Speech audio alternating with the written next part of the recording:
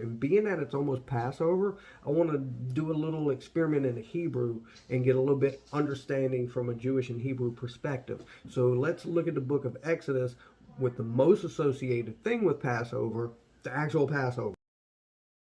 I will pass through Egypt and I will strike down every firstborn. I will bring judgment on all gods of Egypt. I am the Lord. The blood will be a sign for you on your house where you are, and when I see the blood, I will pass over you, and no destructive plague will touch you when I strike Egypt. So we'll read that there that they take up a hyssop branch and dip the hyssop branch in the blood and spread it amongst the top of the doorposts and the frames. Now, the hyssop, we're taught by the sages, the reason it's hyssop is because hyssop's long and it's always bending and swaying over. So it represents bowing. It represents teshuvah, which is repentance. Here's the fun part.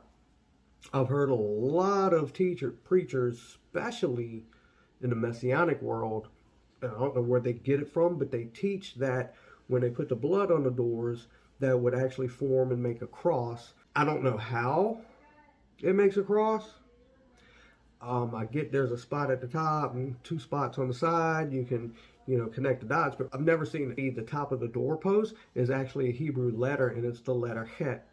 Now, the letter Het resembles the blood that was applied up there, and Het means life. It also represents new beginning.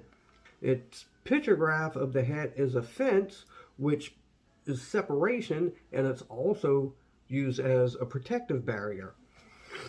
The Het's value is number 8, and the number 8 is grace, and grace revolves around the number 7. There's 7 days of a week. There's the 7th year being a sabbatical year. There's the observance of the Hechel year, which is every 7 years.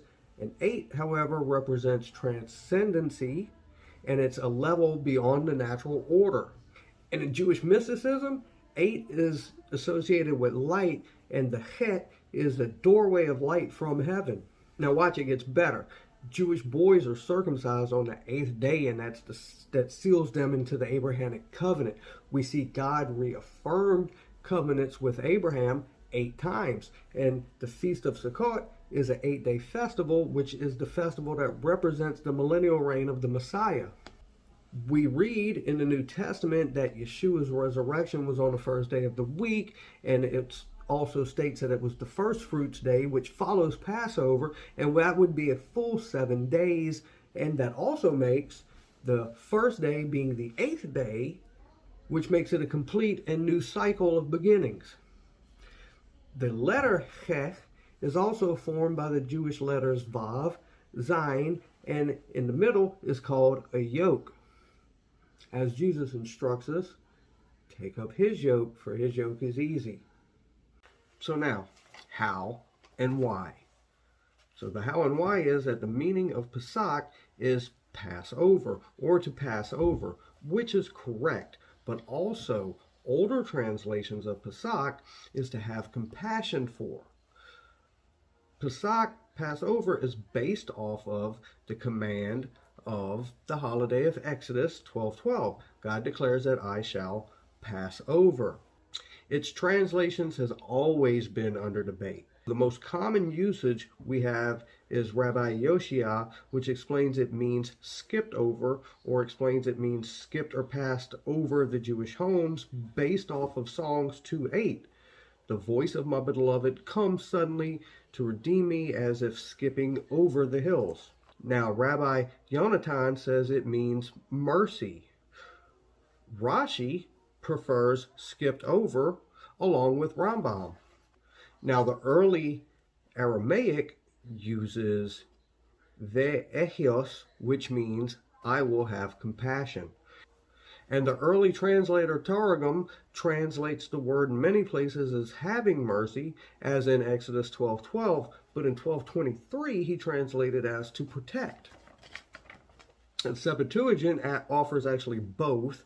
It's 12:23 is Passover, Exodus 12:23, but Exodus 12:13 and 12:27 is shelter or protection. So while Rabbi Yochanan, as I said before, says compassion, we see that Rabbi Gaon explains Pesach as have mercy. Similarly, the Hebrew grammarian sees it in the Sephira Hasharashian, and it understands it as Pesach, mercy or grace. So Rebbe Yishmael expresses there is no other translation than for Pesach other than mercy. So the common usage and preference of Passover is most likely due to that Rashi was inclined to it, and also that St. Jerome in the 4th century who translated it as I will see the blood and I will pass over you, which becomes the overwhelming translation throughout Christianity and including in the King James Bible. Hopefully, with a little understanding of Hebrew and why understanding Hebrew is important, we really get a better understanding of Passover itself, that this will be a sign on your houses. So enjoy that. Have a good Passover. Shalom. See you again.